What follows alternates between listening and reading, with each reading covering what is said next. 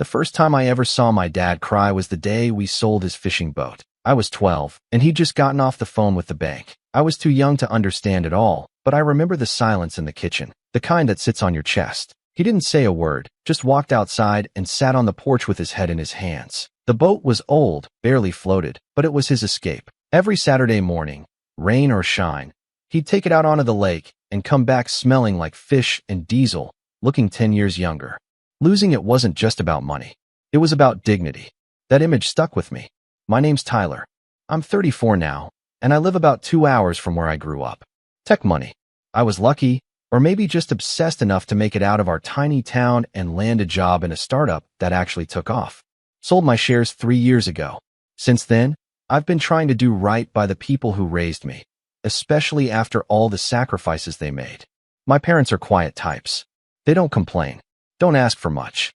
They never got to travel, never renovated the kitchen, never took a proper vacation. But they always made sure I had shoes that fit and food on the table. My mom used to cut coupons like it was a second job. My dad worked double shifts at the mill for decades. They didn't just raise me, they built me. Now here's where things get tricky. I have a younger sister named Emily. She's 31 and married to a guy named Brent, who I'll admit I never liked. Something about him always rubbed me the wrong way. He's one of those guys who wears sunglasses indoors and calls waiters boss. Always talking about networking and passive income, but somehow never has a job longer than 6 months. Emily's, well, she's complicated. Growing up, we were close, but things shifted after college.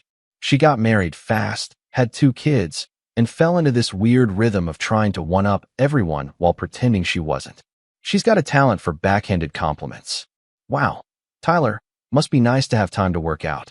I wish I didn't have to worry about the kids every second. That kind of thing. I shrugged it off most of the time. Family, right? You pick your battles. But when I told her I was buying a lake house for mom and dad, I could feel the judgment through the phone. Oh, she said, dragging the word out like she didn't know what to do with it. That's generous. I just hope they're up for that kind of responsibility. I didn't respond. She always had a way of making kindness feel like guilt. The lake house meant something. Not just for me, but for my parents. It was symbolic. The same lake where Dad used to take me fishing. The same water my mom would stare at during our Sunday drives, whispering how peaceful it looked. I'd been scouting properties in secret for almost a year, and when I found the right one, 2 bedrooms, wraparound porch, private dock, I didn't hesitate. It cost me $500,000, and every penny felt worth it. The place wasn't massive, but it was perfect. A quiet sanctuary where they could finally relax. I kept it a surprise. Closed the deal, signed the papers, and planned the reveal for their anniversary weekend. I told them we were meeting up at a new Airbnb I'd rented for a little family getaway. Just me, them, and Emily's crew. I thought it might be a chance to reconnect. We hadn't all been together in months. My parents were touched, of course. Mom packed her homemade cinnamon rolls, and Dad even dug out his old tackle box, even though he hadn't fished in years. Emily said she and Brent would drive up the morning of. No problem. The day arrived, cool and golden with early autumn.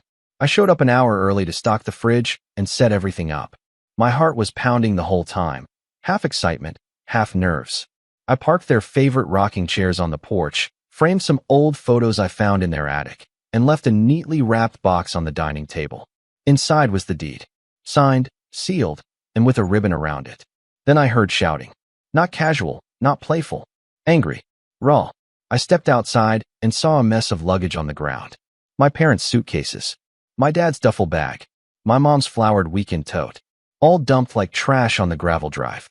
Brent was standing there, red in the face, waving his arms. I don't care what they thought, he yelled. This place is not for them. They'll ruin it. They're too old to keep up with anything. And I'm not going to babysit them while they trip over stairs or forget where the dishes go. I froze. My mom was clutching her purse like a lifeline, her face pale and stunned. My dad stood beside her, silent, jaw tight.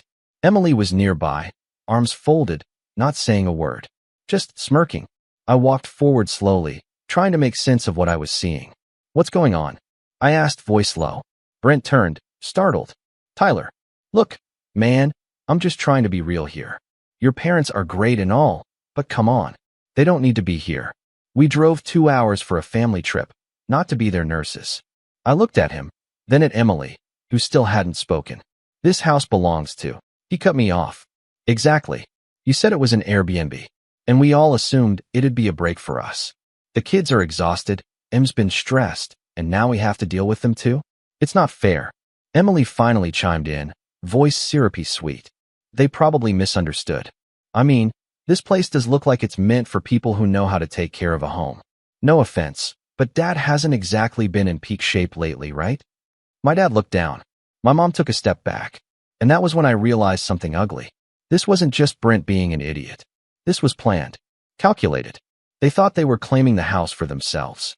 Maybe assumed it was some new vacation spot I'd bought for the family. Maybe they saw the driveway, the porch, the view, and decided it was too nice to share.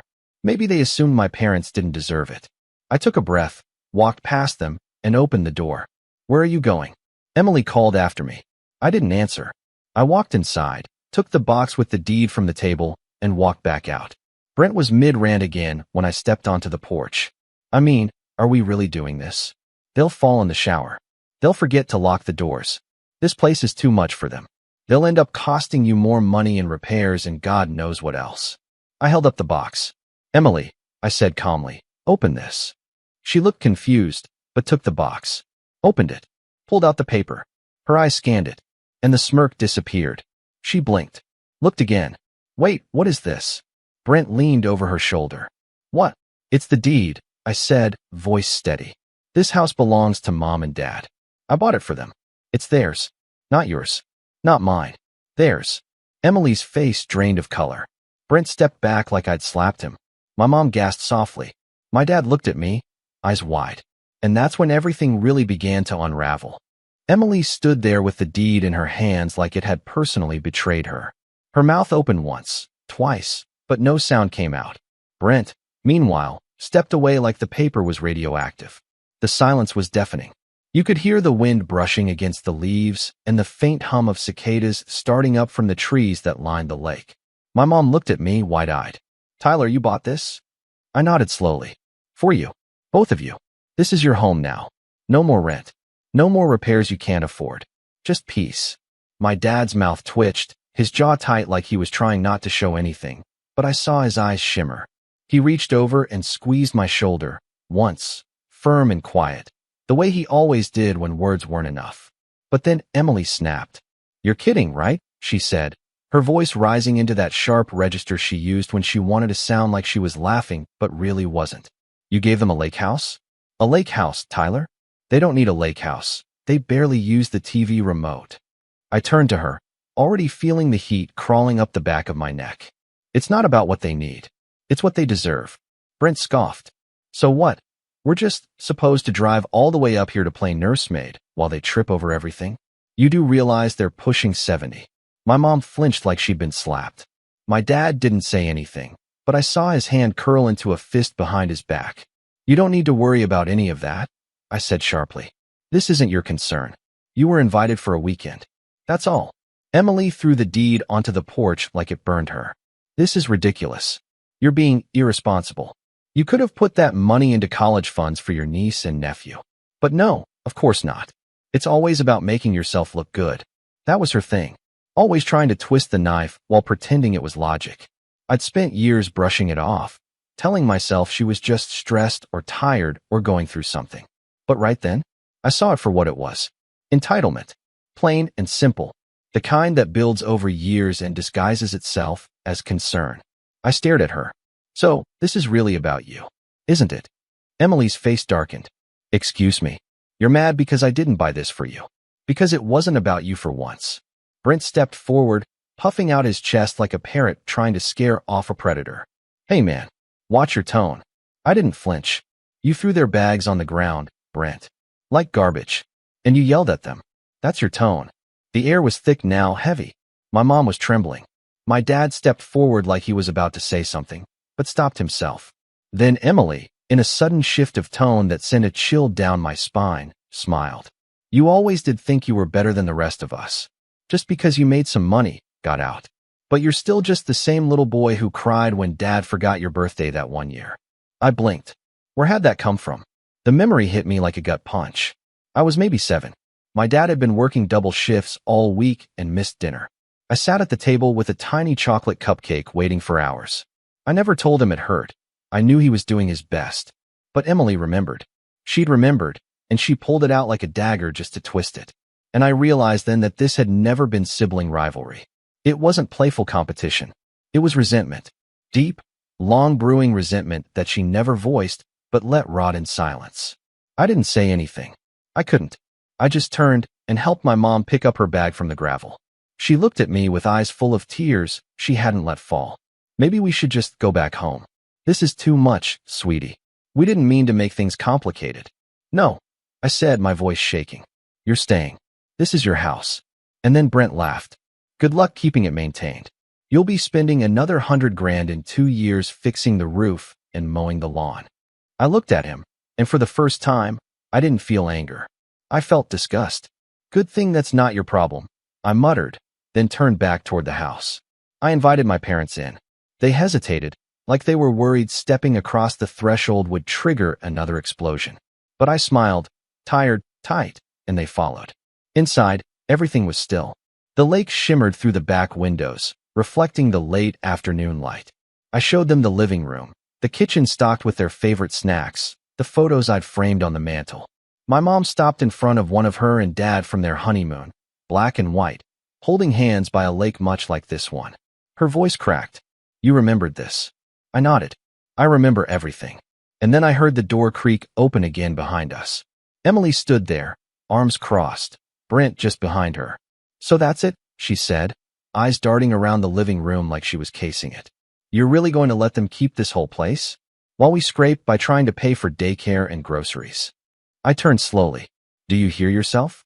I'm just saying, if you're really trying to help the family, maybe you should think long-term. Mom and Dad won't be around forever. What happens to the house then? Are you going to put it in your will?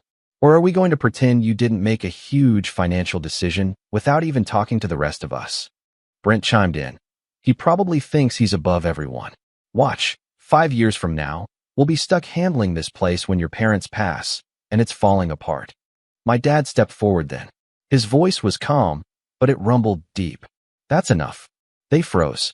I've spent my whole life working so my kids could have a better one. I didn't ask for this house, but your brother gave it to us with love. And if you can't respect that, you can get in your car and leave. Emily looked stunned. But Brent?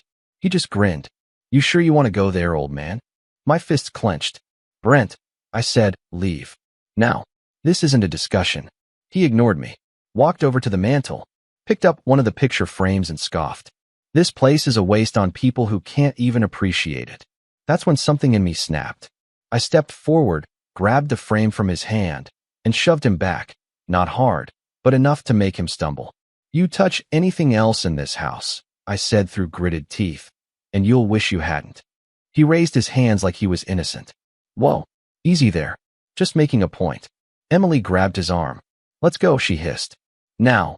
They left without another word. But I knew it wasn't over. Not even close. That night, after my parents went to bed, Mom curled up on the sunroom couch with a book, Dad sitting on the dock staring at the water. I sat on the porch in silence. Then my phone buzzed. It was a text from Emily. You'll regret this. No punctuation. No emoji. Just those 4 words. And for the first time in years, I felt afraid of my own sister. But I also felt something else. Resolve. Because if they wanted a war, they were about to find out just how far I was willing to go to protect the people who raised me. To protect what was theirs. And they had no idea what I had planned next. I didn't respond to Emily's text. I just sat there on that porch, phone in my hand, heart pounding louder than the cicadas chirping in the trees. You'll regret this. For words. But they carried more venom than anything she'd said to my face. And the worst part? I believed her. Not because she was right, but because I knew her. And I knew how deep her resentment ran. She didn't yell or throw tantrums. Emily poisoned things quietly. With whispers. With seeds of doubt. With manipulation that didn't look like manipulation until you were drowning in it. The next few days were quiet. Too quiet. My parents settled into the Lakehouse like they were afraid it would disappear if they got too comfortable. My mom kept asking if I was sure, if it wasn't too much. My dad cleaned every corner of the place like he was paying rent with elbow grease. I stayed a while longer, helping set up the Wi-Fi, hanging shelves, even walking with my dad down to the dock to help him cast his line for the first time in years. He didn't catch anything. Didn't matter. He just sat there for hours, sun on his back, fishing pole in hand, and I swear I saw the man I used to know when I was a kid. Not the tired, quiet shell who spent the last decade watching bills pile up and dreams slip away, but a man who still had time. It should have felt like peace. But inside me, a storm was building. When I got home a few days later, I found out just how far Emily had gone. It started with a phone call from my aunt, my mom's sister, who lived in Arizona and barely kept up with the family. She said she heard from Emily that I had tricked my parents into signing over their savings to fund a real estate project, that I was trying to move them out of their house so I could flip it and milk them dry. I almost dropped the phone. Apparently, Emily had gone on a campaign, calling extended family, posting vague comments on Facebook, telling mutual friends I'd manipulated my parents into giving me control of their finances under the guise of buying them something nice. She even implied, without saying it outright, that I'd forged some of the paperwork. It was insidious, clever, not quite libel, but just enough to make people start asking questions. And it worked. Within a week, I'd received 3 messages from old family friends saying they were worried about my parents. Someone even called Adult Protective Services anonymously. A caseworker showed up at the Lakehouse unannounced to do a wellness check. My mom was mortified. My dad almost punched the guy. I drove up the next day to talk to them, but by the time I got there, my mom was already packing. She looked up at me, her face tired in a way I hadn't seen in years. Maybe we should just go back, sweetheart. Maybe this was too much. No, I said, kneeling beside her. You don't run from people like this. You stand. But I could feel it happening. The erosion. The cracks forming in something I thought was solid. I tried to call Emily. She didn't pick up. Brent did. Hey man, he said, sounding far too casual. Heard things got a little tense up there. Shame really. You know, my offer still stands. If you want someone to help manage the place, Emily and I could always. I hung up. And that was when the second punch landed. My company, my old startup where I still held some stock, had a quiet scandal brewing. One of the co-founders got wrapped up in some shady crypto stuff, and even though I'd left 2 years prior, my name was still buried in enough paperwork to make it messy. I lost 2 major consulting clients within a week. Then my bank called about irregular activity on one of my accounts. Turns out someone had submitted a change of address form and rerouted some of my mail, including, apparently, a credit card statement that showed 2 large purchases I didn't recognize, both made in the town where Emily and Brent lived. I didn't want to believe it, but I knew. I confronted her over text. Nothing dramatic. Just one sentence. Return the money, Emily. She didn't reply. Days passed. Then weeks. I started noticing cold shoulders at family events. Cousins who once looked up to me now avoided eye contact. At Thanksgiving, my uncle cornered me in the hallway and asked, quietly, if it was true that I'd pressured your folks into giving you power of attorney. I didn't even respond. I just left.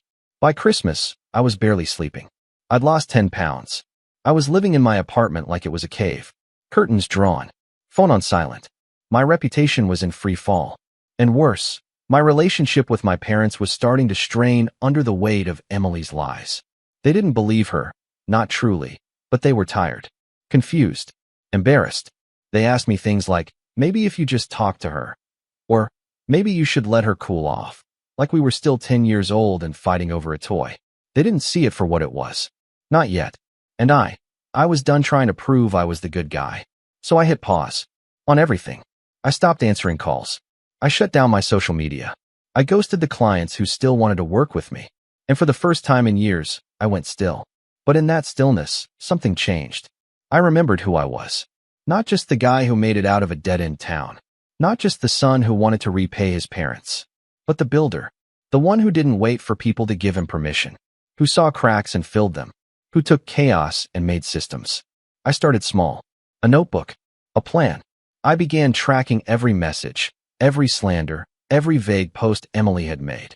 I pulled public records. I hired a lawyer, not to attack, not yet, but to watch.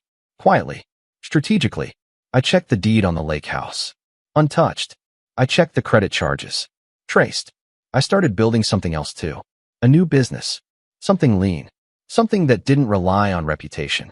I called in favors, reached out to people outside the family orbit. Slowly, I rebuilt a network. Different circles.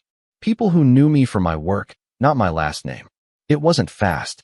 It wasn't glamorous. But it was mine. And with every small win, I felt that old strength return.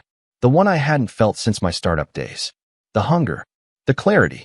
The ability to see 5 moves ahead while everyone else was playing checkers. By the time spring arrived, I was back on my feet. Not flashy, but stable, sharp. And I wasn't angry anymore. I was ready. Because Emily thought she'd broken me. She thought if she isolated me, turned the family against me, smeared my name just enough to confuse the narrative, I'd give up. Crawl back.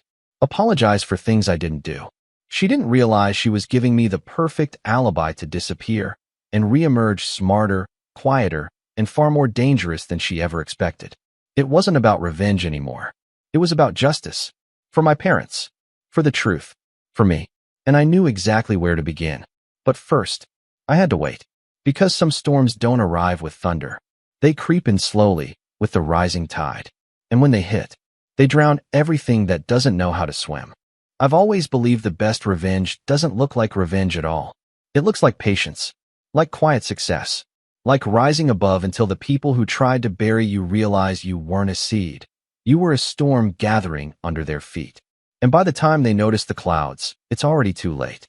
That spring, I went back to the Lakehouse. Not to lick my wounds, not to hide, but to plan. My parents were surprised to see me. My mom rushed to the porch, wiping her hands on a dish towel, looking like she was ready to apologize for something she hadn't done. My dad stepped out from the shed, squinting like he was trying to read my expression before deciding how to greet me. I smiled genuinely. I'm not here to talk about Emily. They relaxed. A little. We had dinner on the porch, steaks, potato salad, corn on the cob. Simple food that tasted like childhood. My dad asked if I was doing okay, and I gave him a half-truth. I'm better. Because I was. Not healed, but no longer bleeding. After dinner, I stayed behind while they went to bed. I sat by the water with a notebook and started sketching out what I'd been building. Not just my new business, a consultancy firm designed for early-stage founders who didn't want to get chewed up by predatory investors, but something bigger. A framework. A map. Because Emily had declared war. And wars aren't won with anger. They're won with strategy. First step? Information. I hired a second lawyer. This one specialized in digital forensics. Within 2 weeks, he confirmed what I suspected. Emily had rerouted some of my mail using a false forwarding form. Brent had used one of my old credit card numbers to buy 2 family vacation packages through a shell booking agency. Both purchases had been made during the exact time Brent had claimed to be job hunting. I froze those accounts. Filed a fraud report. Let the banks do what they do best. Choked slowly. Meanwhile, I reached out to an old college friend named Nadia. She worked in PR crisis management. We hadn't spoken in years, but when I told her what I was dealing with, she didn't hesitate. Want me to bury her? She joked. Not yet, I said. Just get me the shovel. She laughed. But 2 days later, she sent me a folder, digital breadcrumbs. Emily's public posts, private comments leaked from mutual friends, and even a few voicemails from a cousin she'd tried to recruit into her little smear campaign. It was all there. The narrative she'd tried to spin was pathetic. She'd leaned hard into the manipulative tech bro angle. Claimed I was using our parents to launder money. That I was planning to flip the Lakehouse and dump them in a retirement home the moment they got comfortable. She never said it outright, but she didn't have to. The insinuations did the work for her. But here's the thing about people like Emily. They think if they drip poison slowly enough, no one will notice the waters turning black.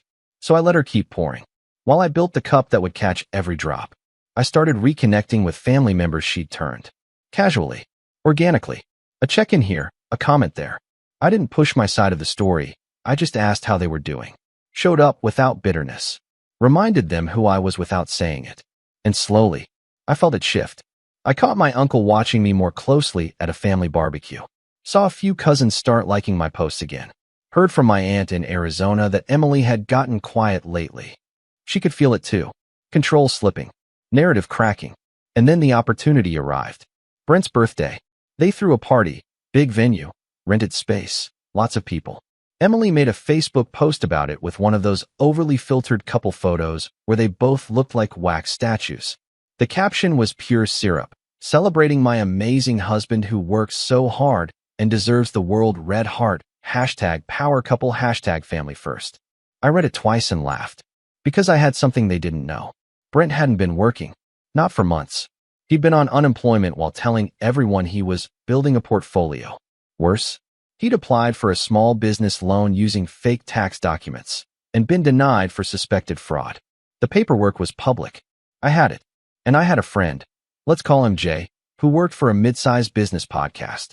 Jay owed me a favor. I pitched him a story, the rise of financial fakes, how online hustle culture is fueling everyday fraud. He loved it. I sent him everything, redacted, anonymous, of course. The episode dropped a week after Brent's birthday bash. It didn't mention names, but the quotes, the timeline, the details. Anyone who knew them could put two and two together. The internet did the rest. Within days, the comment section on Emily's latest Instagram post turned ugly. Someone posted a link to the podcast. Someone else pointed out the matching timeline. A third dropped a screenshot of a now-deleted tweet Brent had posted months ago bragging about a six-figure investment from a client he never named. Emily panicked. I knew because she called my mom crying. Claimed people were spreading lies about Brent. That someone was trying to ruin their reputation. My mom didn't say much, just passed the phone to me. I picked up. Hi, I said. There was silence on the other end. Then, I know this was you. I didn't deny it. You started this, I said calmly. All I did was make sure people saw who you are. She tried to pivot. This is your family. You're tearing it apart. No, I said. You did that when you threw their bags in the driveway and told them they didn't belong. Silence again. Then she hung up. And that should have been enough. But I wasn't done. Because she still hadn't learned. So I waited 2 more weeks. Let the podcast episode simmer. Let the gossip spread through the town. Brent's reputation tanked so hard he deleted his LinkedIn. Emily locked her accounts. They tried to ride it out, but you can't hide from 1,000 tiny truths once they start crawling out of the cracks. And then I made my move. Remember the vacation packages Brent bought with my credit card? Turns out they were refundable. I called the travel agency, provided the fraud report and my attorney's statement. They refunded the full amount. But instead of returning it to me, I had them issue a credit in Emily's name. Then I sent her a physical voucher in the mail. No note. No explanation. Just a typed message. Enjoy the trip. You'll need the break. Sincerely, the guy who's not done yet. The last time I saw Brent in person, he was sitting outside a strip mall vape shop, hunched over a phone that he kept angrily tapping like it had personally betrayed him. It was late July. The kind of summer heat that sticks to your skin and peels patience off in layers. I didn't speak to him. I just watched for a moment, unseen from my parked car across the street, and thought about how far he'd fallen since the last time he tried to throw my parents' suitcases in the gravel. Back then, he was smug, polished, always dressed in those tight-buttoned shirts and flashy watches he couldn't afford, writing high-off Instagram quotes about hustle and grind. Now, he looked like a man holding together the last threads of a story no one believed anymore. But this isn't about Brent. It's about how the truth, when handled right, doesn't just come out. It erupts. And when it does, it takes down everything built on lies. The final piece of my plan started with a wedding. Not Emily's. Our cousin Rebecca's. She was getting married that August, and the entire extended family had been invited. It was going to be big, outdoor venue, string lights, fancy catering, the works. At first, I wasn't planning to go. But then Rebecca texted me. You have to come. I'm seating you at the same table as Emily. Bring popcorn. I smiled. I hadn't spoken to Emily since the travel voucher. She never acknowledged it, never reached out. But I knew she got it. Just like I knew she'd been unraveling ever since. Brent's failed business loans were now public knowledge. Rumors swirled that they'd taken out a second mortgage on their house. Several family members had quietly cut contact. Even some of Emily's old high school friends had started avoiding her online, likely sick of the drama she always pretended wasn't her fault. The wedding was the perfect stage. Because revenge, real revenge, isn't about screaming or breaking things. It's not about confrontation. It's about making the truth impossible to ignore. I showed up with a friend, Danielle, a colleague from my new firm who had a mean poker face and a gold dress that made everyone turn their head when she walked in. We weren't dating, but she was sharp, funny, and totally on board when I told her. Just act like we're the most unbothered people in the world. She grinned. I'm excellent at ruining someone's ego with silence. The ceremony was beautiful, emotional, everything Rebecca deserved. I watched my parents from a few rows up, smiling as they held hands, my dad even dabbing his eyes with a napkin. It made me think of that fishing boat he once had to sell, and how far we'd all come since that moment. The reception was where it happened. Dinner, dancing, speeches, and then, somewhere between the second round of drinks and the start of the music, I made my final move. There was a moment in the evening, small, casual, when guests were invited to walk up to a screen near the bar and submit photos to a live slideshow projected above the dance floor. It was meant to be cute, fun, memories from everyone's lives. Photos from childhood, funny selfies, travel pictures. What no one expected, what Emily certainly didn't expect, was for a photo to pop up showing Brent in a meeting room, shaking hands with a client, with a caption at the bottom that read, "Fake consulting gig, 2 weeks before being exposed for financial fraud." People laughed at first, thought it was a joke, until the next photo popped up, a screenshot of one of Brent's deleted posts bragging about a six-figure investment, followed by a bank document with sensitive details blurred out, but the dates in Brent's name were perfectly visible.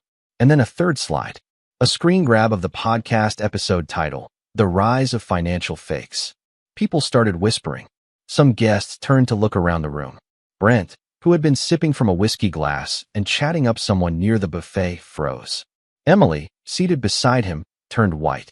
I stood near the edge of the dance floor, drink in hand, not smiling, not speaking, just watching. The slideshow continued, random pictures from other guests, until someone turned it off. But the damage had already been done. People saw. They asked questions. Loudly. And that's when the whispers started turning into something else. Judgment. Laughter. Pity. All directed at the one couple who had spent the last year trying to claw their way to the top of a house made of lies. Emily got up first. Tried to act like she needed some air. Brent followed, nearly knocking over a centerpiece in his rush to escape. They didn't come back. I didn't need to say a word. The fallout took care of itself. The next morning, I got a call from my lawyer. Apparently, Emily had tried to quietly settle the credit card issue, offering to pay back the money if I signed a non-disclosure agreement. My response: no deal. We took it to court. It didn't make headlines, but it did make waves within the family. The court found Brent liable for fraudulent charges.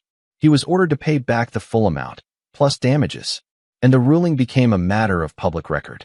That part was important, because now, no more whispered rumors. No more he said, she said. Just the truth. In ink. My parents, they took a little longer to come around. They didn't like conflict. Never had. But after seeing what Emily tried to do, how far she went to tear us apart, they began to understand. We had a long talk one night by the lake. My mom cried. My dad didn't. He just said, "You did what we couldn't. You stood up." And that meant everything. Emily and Brent, they lost more than just money. They lost credibility. Respect. The fragile image they'd curated for years crumbled. Brent's entrepreneurship circle cut him off. Emily's social clout disintegrated. People stopped inviting them to things. Family stopped responding to their texts. Even their Christmas cards were returned unopened. They moved eventually. Quietly. Rumors said it was out of state. No one really knows. Or cares. As for me, I rebuilt my reputation the same way I'd built everything else, from the ground up. Quietly. Carefully. Honestly. My new firm took off. I hired smart, hungry people who had been burned by the same kind of fakes that Brent used to pretend to be. We did good work. Fair work. I started getting invited to speak at events again. Even did a podcast interview of my own, talking about integrity in business and what it means to protect your name when it matters most. I never mentioned Emily by name. I didn't have to. People knew. And in the end, that was enough. Not because I wanted her to suffer, but because she needed to lose, really lose, before she could ever understand what she'd tried to destroy. Family isn't something you manipulate. Respect isn't something you demand. And love?